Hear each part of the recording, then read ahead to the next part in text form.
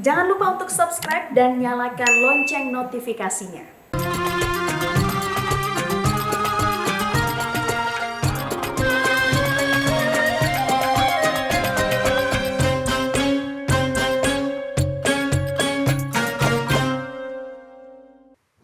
أعوذ بالله من الشيطان الرجيم بسم الله الرحمن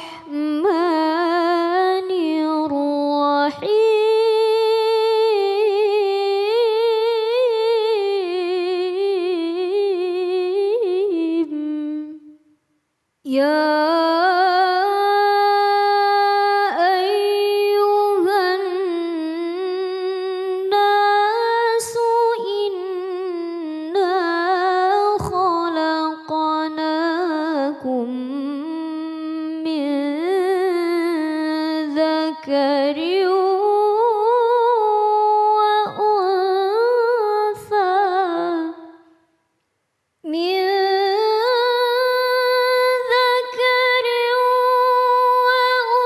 وأنثى وجعلناكم شعوبا وقبائل لتعارفوا إن أكرمكم عند الله أتقاكم إن الله عليم خبير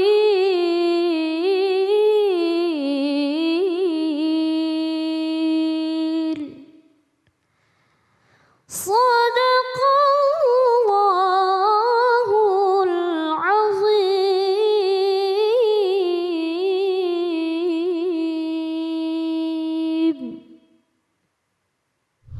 Assalamualaikum warahmatullahi wabarakatuh. Alhamdulillahirrabbilalamin.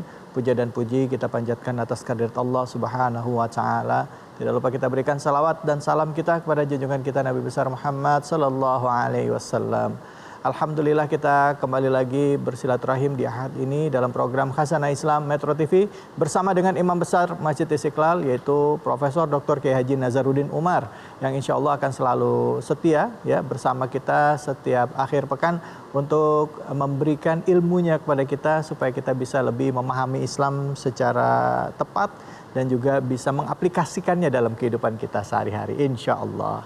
Nah, tanpa terasa kita sudah memasuki tahun baru Hijriyah ya, tahun baru Islam.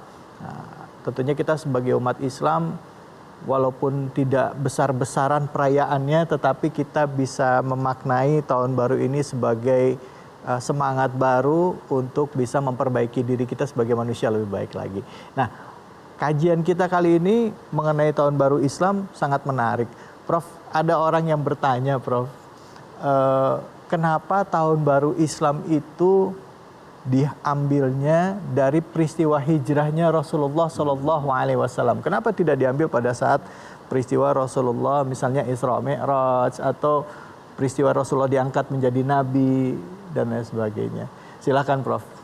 Ya, baik. Bismillahirrahmanirrahim. Assalamualaikum warahmatullahi wabarakatuh. Waalaikumsalam. Alhamdulillah wa syukurillah wa salatu wassalamu ala rasulillah Sayyidina wa habibina wa syafi'ina maulana Muhammadin sallallahu alaihi wasallam. Para pemirsa dimanapun juga berada, akhirnya kita memperingati satu Muharram. Kalender Islam itu ya berhitung peredaran bulan. Kalender Masehi atau Miladiyah itu menghitung peredarannya matahari. Jadi Syamsiah. Nah, sebetulnya hampir sama sih sebetulnya ukurannya. Cuma nanti kalau panjangannya itu bedanya. Kalau bentangannya ya kan. Lebih lambat sedikit kalender Syamsiah Masehi dan lebih cepat sedikit kalender Qamariyah atau Hijriah. Jadi nanti pada suatu saat tahun 20.000 sekian nanti kita akan berjumpa tanggal yang sama, bulan yang sama, tahun yang sama, Qamariyah dan Miladiyah. Ya. Kenapa kita memilih kalender Islam itu Hijrah? Ya, kenapa bukan kelahirannya Nabi Muhammad SAW? Yang juga sekaligus wafatnya, karena Rasulullah wafat dan lahir tanggal, hari, bulan yang sama. Saya kira jarang loh orang itu seperti Nabi Muhammad SAW dilahirkan pada hari Senin, ya, tanggalnya tanggal 12 bulan Rabiul Awal.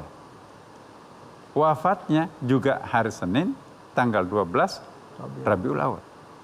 Nah, jadi saya kira ini juga menarik, kenapa bukan itu yang ditonjolkan. Nah, waktu itu begini, Sayyidina Umar pernah rapat ketika menjadi khalifah kan. Dia undang ada 5 gubernur, datanglah semuanya itu. Ya. Kenapa? Karena menanggapi suratnya Amr bin As, salah seorang gubernur. Wahai khalifah, ini banyak surat tapi kami nggak tahu mana duluan, mana belakangan. Karena nggak ada tahunnya kan.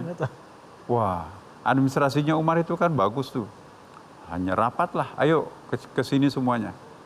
Berjumpalah semua sahabat-sahabat Nabi yang masih hidup, termasuk Ali bin Abi Thalib, ya. Gubernur-gubernur itu ada Abi Hurairah, Amr bin As, pokoknya ada 5 gubernur yang hadir pada waktu itu. Ada yang mengusulkan bagaimana kalau yang dijadikan kalender Hijrah itu adalah momentumnya kelahiran Rasulullah. Oh jangan sampai nanti mengkultuskan Nabi Muhammad, ya. Padahal Nabi Muhammad itu bukan yang paling penting orangnya, tetapi ajaran yang di bawahnya.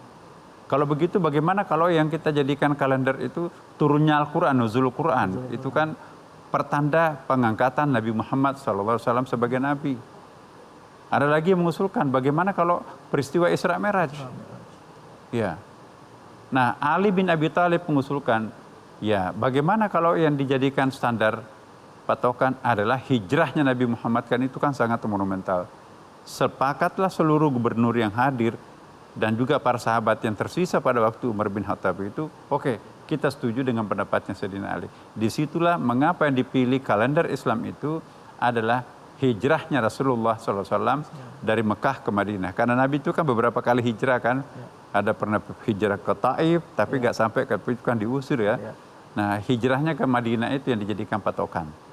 Maka peresmian tanggal ini itu diresmikannya Piagam Ailiyah. Piagam Ailiyah itu artinya kayak piagam Madinahnya Umar bin Khattab di Palestina. Jadi Palestina itu juga ketika Islam menaklukkan Palestina, Umar memberikan instruksi, kalian silahkan beragama sesuai dengan agamanya, kami tidak akan memaksa kalian untuk pindah agama. Ya, gereja, sinagog, silahkan tempati beribadah, kami tidak akan mengganggu, ya kan? Jadi itu isinya piagam Ailiyah itu, mirip-mirip juga dengan piagam Madinah itu kan. Nah, pada saat peresmian itu juga diresmikanlah penggunaan kalender Hijriah itu. Nah, sampai sekarang ini kan. Tapi poin berikutnya juga yang perlu kita singgung pada kesempatan ini, apa sih hijrah itu? Kalau kita lihat memang momentum hijrah Nabi itu sangat penting. Karena itu juga nanti menjadi pembatas antara ayat-ayat Makkiyah dan Madaniyah. Ayat-ayat Makkiyah yang Allah turunkan itu di bagian pertama itu isinya tentang tauhid. Jadi pangkalan pendaratannya ajaran Islam itu dulu itu turun di Mekah.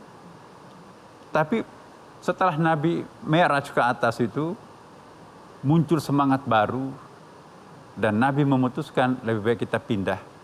Maka itu pindah ke Madinah. Ya dulu namanya Yasrib ya. Lalu Nabi merubahnya menjadi Madinah. Kenapa? Karena Mekah tidak kondusif untuk mengembangkan ajaran Al-Quran. Kenapa? Di situ ada Abu Jahal, ada Abu Lahab. Satu sisi dia orang kafir, tapi pada sisi lain dia pamannya sendiri kan. Jadi beban berganda yang dihadapi Nabi. Udahlah, mumpung ada undangan juga ya. 2 suku besar yang ada di Madinah, Khaus dan Asraj itu, minta supaya Nabi itu hijrah ke Madinah untuk menjadi pemimpinnya.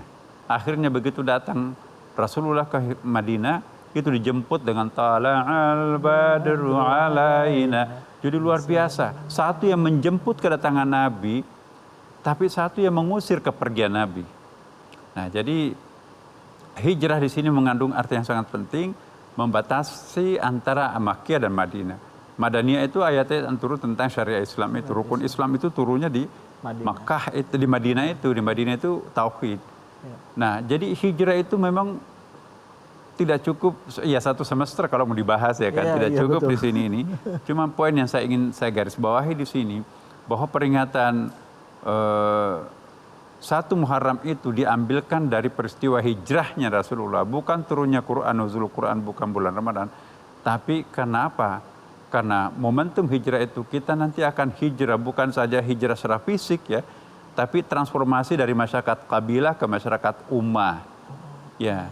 Apa perbedaan kabilah? Kabilah itu artinya suatu masyarakat yang diikat oleh kesukuan, ya, primordialisme kesukuan. Tapi kalau ummah itu suatu ikatan kemasyarakatan diikat oleh cinta kasih dan ikatan-ikatan akidah universal kemanusiaan. Nah, inilah ummah itu adalah lebih bagus, lebih makro, sedangkan ikatan kabilah sangat kecil. Ya. Sistemnya kerajaan kan, yang bisa menjadi pemimpin hanya laki-laki. Tapi kalau ummah, laki, perempuan, siapapun, anak apapun, yang penting memenuhi syarat, monggo jadi pemimpin. Itu masyarakat ummah. Sedangkan masyarakat kabilah, no way, tidak bisa. Kalau bukan turunan raja, nggak bisa. Nah, itulah sistem kabilah pindah ke sistem Madaniyah. Itu salah satu hikmah mengapa yang dijadikan dasar itu adalah hijrahnya Nabi. Saya kira kita nanti lanjutkan ya sudah ini. Baik Prof, terima kasih banyak. Kita akan lanjutkan lagi bahwa peristiwa hijrah ini adalah sebuah peristiwa monumental buat umat Islam, di mana umat Islam ada semangat perubahan menjadi lebih baik. Nah, tentunya kata-kata hijrah ini di kalangan anak muda sekarang juga sedang populer, ya, hijrah. Nah, sekarang bagaimana kita memaknai hijrah yang sesungguhnya? Tetaplah di Khazanah Islam Metro TV bersama dengan Imam Besar Masjid Istiqlal, Profesor Dr. Nazaruddin Umar. Tidak ada nabi yang mampu menyaksikan ajaran agama dianut oleh separuh belahan dunia selain ajaran yang dibawa oleh Nabi Muhammad SAW. Akhirnya apa yang terjadi? Ya, momentum hijrah itu membuat Islam itu seperti mekar, tak terbendung lah.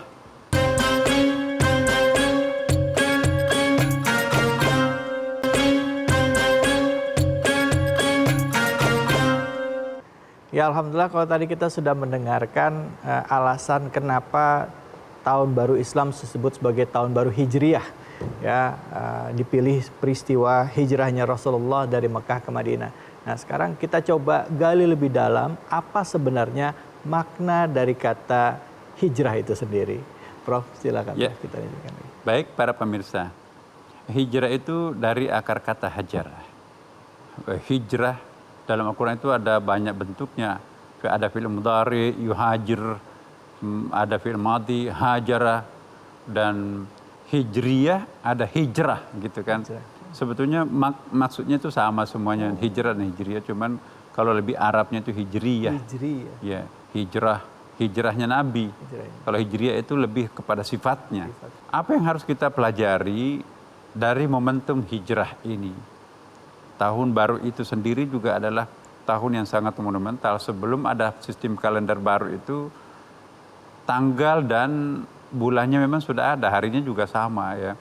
Cuman tahunnya, apa yang terjadi pada tahun itu yang dijadikan pertanda gitu kan. Nabi Muhammad SAW lahir hari Senin tanggal 12 Rabiul Awal tahun gajah. Kenapa tahun gajah? Karena peristiwa lahirnya Nabi Muhammad SAW, Abraha, Raja Yaman itu datang untuk memindahkan Ka'bah dari Mekah ke Yaman. Bersama dengan pasukan gajahnya itu kan. Maka datanglah burung Tayran ababil tarmihi bihijaratin min sijil. Inilah virus burung yang ditimpakan kepada pasukan Abraha. Matilah mereka bergelimpangan seperti orang yang kena penyakit apa itu virus Ebola itu. Tidak setiap tahun ada peristiwa penting kan. Jadi itu juga persoalan. Atau setiap tahun itu ada 2-3 persoalan. mana yang harus dipilih. Akhirnya pada waktu itu Umar bin Khattab itu berinisiatif untuk menetapkan kalender Islam itu apa eventnya. Eventnya yang dipilih adalah event hijrah itu. Tetapi hijrah itu bukan hanya sekedar simbolik ya, tetapi itu juga memiliki makna yang sangat dalam. Ya. Jadi hijratul Rasul ya, meninggalkan kota Mekah ke Madinah. Jadi bukan berarti Nabi itu pengecut. Ya. Ini juga menandakan lambang sebuah strategi Nabi, ya kan. Itu sering muncul ejekan dari buku-buku orientalis itu, Nabi itu pengecut. Kok tega-teganya meninggalkan umatnya di Mekah, dia cari selamat dengan Abu Bakar ke Madinah. Ya, apanya mau dijadikan idola orang yang seperti itu? Dia lupa bahwa strategi kenabian, the prophet way itu artinya mundur selangkah untuk meraih kemenangan, itu cara Nabi. Bukanlah cara Nabi mati nekat aja di Mekah bareng-bareng di situ. Itu bukan cara Nabi. Jadi jangan menempuh cara yang nekat, itu bukan cara Nabi. Ya, jadi peristiwa hijrah itu melambangkan bahwa Islam itu dalam memperjuangkan tujuan-tujuannya itu ada kalanya kita harus hijrah. Kalau Nabi tidak hijrah, kita nggak ada di Indonesia ini. Adanya kita di sini itu karena strateginya Nabi, kita hijrah, mengalahlah sebentar. Ya, jangan nekat mati konyol di situ. Kalau semuanya mati di Mekah, nggak ada yang melanjutkan ajaran Islam kan. Dan setelah itu tidak ada Nabi yang mampu menyaksikan ajaran agama dianut oleh separuh belahan dunia selain ajaran yang dibawa oleh Nabi Muhammad SAW. Akhirnya apa yang terjadi? Ya, momentum hijrah itu membuat Islam itu seperti mekar, tak terbendung lah, tak terbendung betul-betul. Tidak ada yang pernah menduga bahwa padang pasir yang kering gersang seperti itu mampu menjadi penakluk dua adidaya yang ada sebelah kanan kirinya itu kan. Justru di padang tandus ini lahir seorang tokoh yang namanya Nabi Muhammad SAW menaklukkan Persia yang ada di timur dan Romawi yang ada di barat. Subhanallah, itu efek hijrah itu. Nah, hijrah Nabi inilah yang membuat agama Islam itu begitu gampang menyebar. Kenapa? Karena agama Islam itu mampu atau memiliki kekuatan untuk beradaptasi dengan kearifan-kearifan lokal. Jadi jangan pernah kita memperhadap-hadapkan, mempertentangkan Islam dan kearifan lokal. Kearifan lokal itu seperti di Indonesia kan, enak tuh Wali Songo menyebarkan Islam itu, dia merasa enak. Kenapa? Kearifan-kearifan lokal yang ada di Indonesia menurut Wali Songo itu sebetulnya lebih senapas dan lebih banyak persamaannya dengan Islam. Tinggal memoles sedikit. Akhirnya terjadilah seperti sekarang, ada akulturasi dan enkulturasi yang sangat ideal antara Islam sebagai ajaran universal dan kearifan lokal Indonesia itu. Nah, Wali Songo, ya, 8 di antara 9 wali itu adalah genetiknya itu berasal dari Timur Tengah, ya kan? Tapi tidak menggunakan simbol-simbol kearabannya dalam berdakwah. Nah, bahkan pakai belangkon. Ini satu pertanda bahwa Wali Songo itu punya kearifan. Sehingga raja-raja lokal, raja lokal itu tidak pernah merasa ancaman gitu ya. Islam itu bukan ancaman buat kita, tapi itu bagian yang tak terpisahkan dari kearifan lokal kita. Nah, inilah penganjur agama Islam kita yang pertama, selalu mencari titik temu, bukan mencari titik perbedaan antara satu sama lain. Semangat hijrah itu encountersnya, perjumpaannya, pertemuannya, bukan mempertentangkannya. Jadi kalau kita ingin meniru Rasulullah, memahami spirit hijrah itu, mari kita menekankan aspek titik temu, bukan perbedaan. Insya Allah itulah hakikat hijrah. Mari kita lebih menekankan aspek kebinekaan kita di Indonesia, bukan aspek perceraiannya yang kita tonjolkan. Inilah Islam dan inilah kearifan lokal dan inilah Indonesia. Saya kira indah sekali kan. Ya, baik Prof. Terima kasih banyak Prof. Prof bisa dulu Prof. Silakan Prof. Kalau hijrah tadi secara general, sekarang kalau kita kembali ke individu personal gitu, Prof. Kira-kira makna hijrahnya secara singkat apa yang bisa kita maknai ini, Prof? Iya, mari kita berlapang dada dari dada yang sempit ke dada yang lebih lebar. Itu rahmat yang dibawa oleh Islam. Mari kita melapangkan dada kita. Kalau dada kita selebar samudra, sekotor apapun Sungai Ciliwung, itu tidak akan merubah warnanya. Allah. Tapi kalau dada kita sekecil ini, ya setetes kopi itu bisa merubah menjadi hitam semuanya kan. Jadi Islam itu mengajak kita untuk melapangkan dada, menerima apa adanya sambil memperbaiki secara bertahap. Itulah hijrah itu. Ketika kita wafat dalam keadaan husnul Insya khotimah Allah, gitu ya Prof. insya Insya Allah. Baik. Terima kasih banyak Prof. Kesimpulannya Prof. Alhamdulillah. Semoga kita benar-benar bisa memaknai tahun baru Hijriah ini dengan tepat ya. Bahwa tahun Hijriah yang pertama adalah tahun yang tahun baru Islam ini didasari oleh peristiwa hijrahnya Rasulullah Sallallahu Alaihi Wasallam dari Mekah ke Madinah. Yang kedua adalah sebagai momen bagi kita untuk merubah paradigma berpikir kita dari yang tadinya bersifatnya kesukuan sehingga kita bisa memikirkan kepentingan umat untuk menjadi umat lebih baik lagi. Dan yang ketiga, yang terakhir adalah menjadikan setiap pribadi, setiap insan itu orang-orang yang memiliki hati yang luas sehingga kita benar-benar senantiasa bisa memperbaiki diri kita sehingga pada saat kita wafat, kita bisa wafat dalam keadaan husnul khotimah. Amin insya Allah. Terima kasih banyak Prof atas ilmunya. Prof, saya izin minum kopi ya Prof ya. Bismillah.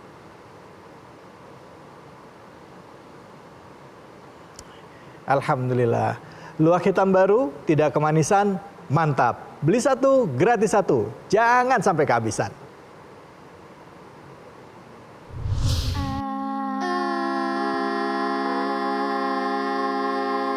Tentang rumus syahid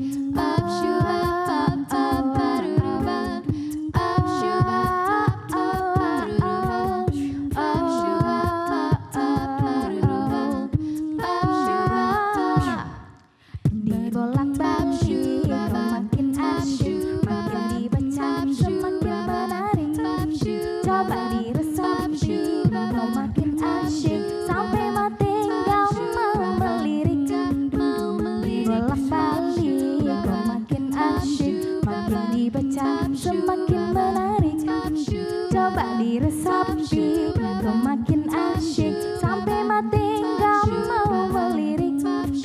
Hijrah yang benar adalah hijrah lahir batin. Esensi daripada hijrah adalah sesuai dari ucapan, perkataan, dan perbuatan. Insya Allah.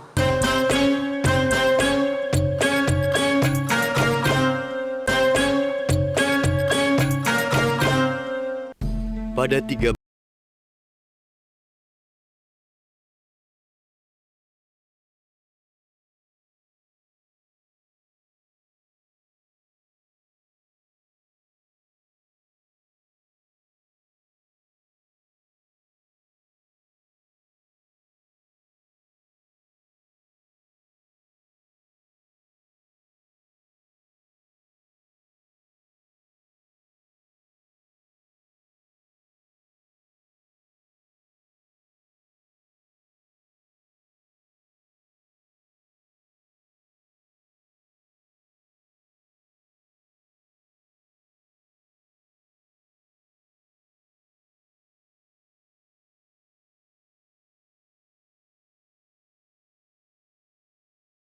yang lebih baik. Alhamdulillahirabbil alamin. Pemirsa Metro TV dimanapun saja Anda berada, kita sudah masuki segmen selanjutnya dari program Khasanah Islam Metro TV. Tema kita adalah mengenai tahun baru Hijriah ya. Dan sebagian besar dari kita juga memaknai tahun baru Hijriah ini sebagai satu momentum bagi kita untuk melakukan hijrah. Nah, kalau tadi kita dengarkan dari apa yang disampaikan oleh Profesor Dr. Kiai Haji Nazaruddin Umar, di segmen ini kita akan mendengarkan tausiah dari guru kita Bunda Iva yang sudah hadir. Assalamualaikum Bunda. Waalaikumsalam warahmatullahi wabarakatuh. Bunda, kita melihat sekarang ini di tahun baru Islam, tahun baru Hijriah,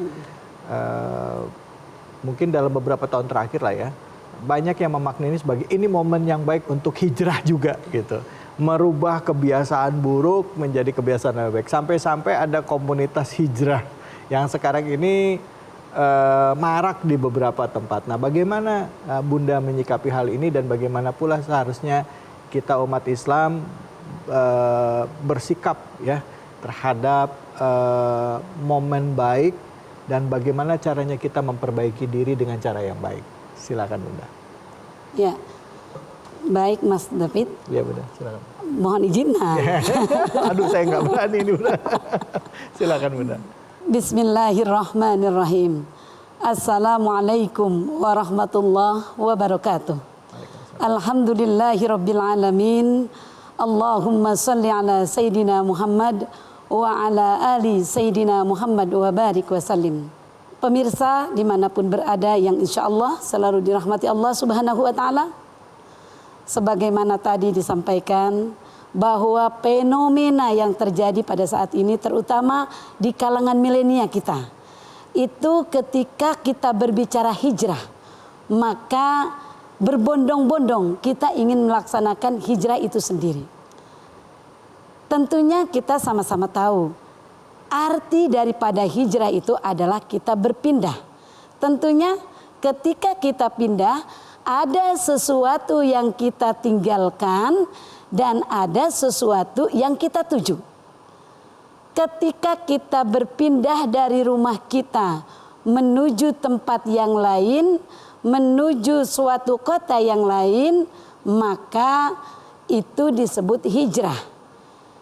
Ketika kita meninggalkan perbuatan buruk, maka itulah esensi daripada hijrah. Meninggalkan perbuatan buruk menuju kemana? Tentunya menuju kegiatan yang ataupun menuju perbuatan yang lebih baik. Ketika kita sudah mengikrarkan diri kita, apalagi pada zaman sekarang ataupun fenomena milenial sekarang ini, saya akan hijrah. Mulai dari awalnya berpenampilan kusut atau berpenampilan acak-acakan, ikut taklim, ikut komunitas, ikut halaqah, mendengarkan sesuatu ilmu yang didapatkan, kemudian ia ingin ikut hijrah bersama komunitas itu. Tadinya berpenampilan tidak baik, berpenampilan acak-acakan menjadi berpenampilan bagus, berpenampilan menarik. Apakah ini juga disebut hijrah? Betul, itu merupakan hijrah secara lahiriah. Lalu kemudian hijrah yang sebetulnya ini hijrah yang bagaimana yang kita ambil? Hijrah dari perbuatan jahat kepada perbuatan baik, hijrah dari hal yang negatif kepada yang positif, inilah yang sesungguhnya disebut hijrah. Namun demikian, yang harus betul-betul kita perhatikan adalah jangan kita ikut komunitas, hanya ikut-ikutan saja. Orang hijrah, kita pun hijrah, tetapi kita tidak tahu esensi daripada hijrah itu sendiri. Sebagaimana tadi di awal saya sampaikan, Allah Subhanahu wa taala berfirman dalam surat Al-Baqarah ayat 218, A'udzubillahi minasyaitonirrajim. Innal ladzina amanu wal ladzina hajaru, orang-orang yang beriman dan orang-orang yang hijrah, wajahadu fi sabilillah, mereka berjihad di jalan Allah. Untuk apa mereka hijrah? Untuk apa mereka berjihad? Mereka hijrah, mereka berjihad, tidak lain tujuannya ulaika yarjuna rahmatallah. Tujuan utamanya adalah satu, yaitu mendapatkan rahmat Allah Subhanahu wa taala. Ini yang betul-betul harus kita perhatikan. Jangan kemudian mengikuti fenomena yang ada, kita ikut hijrah, berpenampilan yang rapi, berpenampilan yang baik, tetapi kita tidak paham esensi hijrah itu sendiri. Saya sudah hijrah, belum begitu mendalami terkait dengan syariat Islam yang dia pelajari, dia sudah ikut-ikutan hijrah, sehingga ada banyak hal yang seharusnya tidak dia lakukan, dia lakukan. Misalkan satu contoh, dia mengumpat temannya, dia mengatakan temannya ini belum baik sebaik dia. Kemudian dia berbuat yang kurang baik, tidak sesuai. Hijrah lahiriahnya dia dengan hijrah batiniahnya tidak sesuai. Kenapa demikian? Kita tahu hijrah ikut-ikutan itu lebih berbahaya daripada hijrah yang sebenarnya. Mana hijrah yang sebenarnya? Hijrah yang sebenarnya dia betul-betul mengetahui, memahami esensi daripada hijrah itu sendiri. Yaitu yang dia lakukan harus sesuai dengan yang dia ucapkan. Jangan sampai Karena hijrah kemudian mendapatkan himbauan Allah yang kata Allah, wahai orang-orang yang beriman, apakah kamu akan mengatakan apa-apa yang kamu ucapkan, tetapi tidak kamu kerjakan apa yang kamu ucapkan itu. Hijrah yang benar adalah hijrah lahir batin. Esensi daripada hijrah adalah sesuai dari ucapan, perkataan, dan perbuatan. Insya Allah. Baik, alhamdulillah, terima kasih banyak ya Bunda. Bun, nanti kita akan lanjutkan lagi ya Bunda. Ada tidak perbedaannya Bunda antara hijrah dengan taubatan nasuha? Soalnya ini kayaknya jadi bingung nih. Sebenarnya kita ini kalau memperbaiki diri sebenarnya taubat atau hijrah.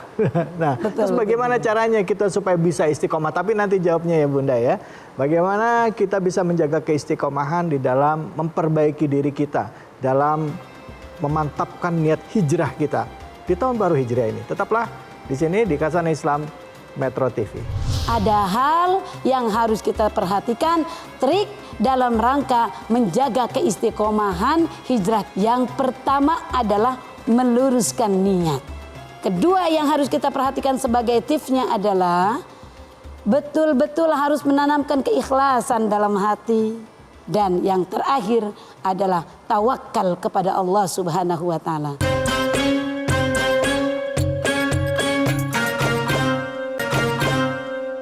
Ya, alhamdulillahirabbil alamin. Khazanah Islam Metro TV kembali lagi, dan tanpa terasa di segmen terakhir ini tentunya bahasan kita mengenai hijrah akan semakin dalam. Tadi Bunda Iva sudah menyampaikan bahwa kalau hijrah itu tidak hanya lahirnya tapi batinnya juga perlu. Tidak hanya penampilan tetapi juga perlahan kita harus memperbaiki diri kita, pemahaman kita khususnya tentang beragama, tidak mudah menjelekan orang, tidak mudah mencari-cari kesalahan orang lain gitu kan. Karena hijrah itu tadi bahkan disamakan di salah satu ayat surah Al-Baqarah tadi seperti orang yang berjihad ya Bunda ya, di jalan Allah ya, jihad fisabilillah. Baik, Bunda, dilanjutkan pertanyaan tadi Bunda. Bagaimana caranya supaya kita bisa istiqomah di dalam berhijrah, dan juga mungkin ada tidak perbedaannya antara konsep hijrah dengan taubat? Ini silakan Bunda. Hijrah sebagaimana tadi disebutkan, tujuan utamanya adalah yarjuna rahmatallah, mengharapkan rahmat Allah Subhanahu wa Ta'ala. Tentunya ketika kita sudah mengharapkan rahmat Allah, maka yang utama ke depan adalah batin kita. Lalu kemudian apa bedanya antara taubat dengan hijrah? Keduanya ini muncul dari hati. Ketika kita sudah merasakan bahwa semua perbuatan yang telah kita lakukan dalam perjalanan hidup kita salah dan itu tidak sejalan dengan aturan main yang Allah tetapkan, maka muncullah di situ rasa penyesalan. Jadi tentunya taubat dulu yang datang. Ketika rasa penyesalan muncul, maka ia ingin memperbaiki diri. Dan ketika ingin memperbaiki diri, maka semua perbuatan jahat yang telah dia lakukan selama dalam perjalanan hidupnya itu, maka dia tinggalkan dan dia menuju jalan yang lebih baik, hijrah dari semua kejahatannya kepada kebaikannya. Inilah yang disebut dua serangkai, taubat dan hijrah, satu kesatuan. Bagaimana ketika kita sudah taubat, kemudian kita sudah hijrah? Ketika kita sudah taubat, kita pun hijrah. Penampilan kita berubah, akhlak kita berubah, perangai kita berubah, semua tingkah laku kita berubah. Dan kita pun ingin mengajak orang lain untuk bersama-sama bersama kita hijrah menuju rahmat Allah. Maka di situ Allah pun sudah menjanjikan bahwa Allah akan mengampuninya dan menghapus semua apa yang telah dia lakukan di belakang kemarin. Setelah Allah hapuskan, maka yang terpenting ketika kita telah hijrah menuju jalan kebaikan, maka kita pun harus istiqamah. Ada hal yang harus kita perhatikan, trik dalam rangka menjaga keistiqomahan hijrah kita itu sendiri. Apa itu diantaranya? Yang pertama adalah meluruskan niat. Ini yang paling utama. Niat hijrahnya itu apa? Apakah karena pernikahan? Apakah karena calon suami saya adalah muslim, kemudian saya harus hijrah? Begitu juga sebaliknya. Saya hijrah mengikuti calon istri saya. Karena calon istri saya ini muslimah ataupun sangat baik, supaya saya diterima oleh keluarganya, maka saya pun hijrah. Setelah apa yang diinginkan dalam tujuan hijrah itu tercapai, maka tidak mustahil besok, lusa, bulan depan, tahun depan dia akan kembali ke semula karakter yang awal, agama yang awal, dan lain sebagainya. Tetapi ketika niatnya diluruskan hanya kepada Allah, sebagaimana rangkaian innamal a'malu binniyat, segala sesuatu sesungguhnya semuanya itu tergantung pada niatnya. Siapa saja atau barang siapa yang hijrahnya ini karena Allah dan Rasulnya, serius, betul-betul hatinya di depan untuk Allah dan Rasulnya, maka mutlak tujuan hijrahnya itu untuk Allah dan Rasulnya. Akan tetapi sebaliknya, barang siapa yang hijrahnya itu karena urusan dunia, ini dalam rangka ikut Rasulullah dari kota Mekah ke kota Madinah, inilah hijrah yang sebetul-betulnya. Kata Rasulullah, Anda mengikuti hijrah dari kota Mekah, kota Madinah, tujuannya untuk berdagang, tujuannya untuk mencari dunia, tujuannya untuk mencari harta kekayaan, maka Anda akan mendapatkan itu. Kedua yang harus kita perhatikan sebagai tipsnya adalah betul-betul harus menanamkan keikhlasan dalam hati. Kenapa harus ikhlas? Anggap aja, mohon maaf, keluarganya semuanya berada dalam agama yang lain. Ia ingin hijrah pindah kepada agama Islam. Maka semua yang dia miliki, kekayaan, istri yang cantik, anak yang hebat, semua yang dia miliki akan dia tinggalkan. Kehidupan yang mewah harus dia tinggalkan. Ketika itu semua ditinggalkan, maka dia harus menetapkan dalam hatinya bahwa ikhlaslah yang harus dia tuju dan dia kedepankan. Dan yang terakhir adalah tawakal kepada Allah Subhanahu wa taala. Ketika niat yang lurus, ikhlas dalam menjalani semuanya, tawakal kepada Allah Subhanahu wa taala, inilah yang menjadi tips supaya kita bisa istiqamah dalam menjaga hijrah kita. Baik, alhamdulillah. Terima kasih Bunda, boleh silakan duduk Bunda Iva. Alhamdulillah hari ini kita dapat ilmu. Jadi memang tidak mudah ya Bunda ya untuk bisa istiqomah di dalam niat untuk memperbaiki diri. Betul. Nah, kalau ada istilah tobat sambel itu gimana Bunda? Boleh nggak? Artinya maaf ya, dalam perjalanan hijrah itu kan nggak gampang dalam memperbaiki diri. Ada kalanya ya masih melakukan khilaf-khilaf gitu lah Bunda. Itu masih diterima nggak sih? Artinya ada orang yang bilang, aduh saya udah terlanjur buat dosa nih, Allah kira-kira terima nggak ya? Saya mau memperbaiki diri lagi gitu Bunda. Boleh nggak sih Bunda kayak gitu? Itu sebetulnya kita bicara kembali kepada fitrah manusia. Iya, iya. Jadi fitrah manusia itu adalah kullu bani Adam khata'un. Itu hadis Rasulullah. Tiap anak Adam ini dia selalu berbuat salah.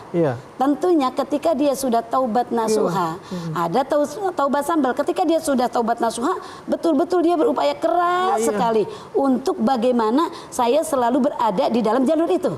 Tetapi ketika dia taubat sambal, misalkan saya sekarang pengen ikut kebaikan, besok ikut lagi kejahatan, besoknya kebaikan, besoknya kejahatan, itu belum disebut dalam kategori taubat nasuha. Paling baik di antara orang yang selalu berbuat salah, maka dia bertobat lagi. Masya Allah. Jadi itulah rahmat karunia maghfirah Allah yang betul-betul luas, seluas langit dan bumi. Wasyari'u ila maghfiratin min rabbikum wa jannati arduha samawati wal ardu. Betul sekali. Ini yang harus kita perhatikan. Tapi dengan catatan itu memang dasarnya tidak sengaja. Tidak sengaja, artinya udah sungguh-sungguh untuk tidak melakukan ya, bukannya sengaja melakukan, gampang ngegampanginnya itu nggak boleh ya Bunda ya. Baik. Karena jangan salah, hidayah Allah nggak gampang. Gitu. Hidayah Allah diberikan kepada orang yang Allah kehendaki, tapi itu ketika kita boleh dikata membuat bertipu daya kepada Allah, kata Allah jangan salah, kemarin Anda udah saya kasih hidayah, besok lusa begitu lagi nggak dikasih hidayah lagi karena sengaja. Nauzubillah min dzalik. Mudah-mudahan kita nggak termasuk orang seperti itu ya Bunda ya. Baik, insya Allah. Baik pemirsa, alhamdulillah hari ini kita sudah belajar banyak dari dua orang guru kita. Yang pertama tadi dari Profesor Dr. Kiai Haji Nazaruddin Umar, Imam Besar Masjid Istiqlal, dan juga tadi di segmen 34 kita sudah mendengarkan tausiah dari Bunda Iva. Tadi Bunda, terima kasih, begitu menggugah, begitu menginspirasi. Semoga kita termasuk orang-orang yang pertama adalah orang yang bisa meluruskan niat di dalam menjaga keistiqomahan kita. Yang kedua, kita menjadi orang-orang yang ikhlas, ya. Dan yang ketiga adalah kita menjadi orang yang tawakal, karena keikhlasan adalah kunci diterimanya semua ibadah. Jadi harus jaga tuh, ya. Semoga Allah Subhanahu wa taala jadikan kita hamba-hambanya yang istiqomah. Amin ya rabbal alamin. Terima kasih Bunda. Bunda izinkan saya minum kopi dulu ya Bunda ya. Bismillahirrahmanirrahim.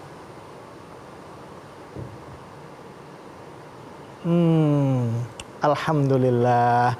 Luwak hitam baru, tidak kemanisan, mantap. Beli satu, gratis satu. Jangan sampai kehabisan. Terima kasih atas perhatian Anda semua. Wabillahi taufiq wal hidayah. Assalamualaikum warahmatullahi wabarakatuh. Waalaikumsalam.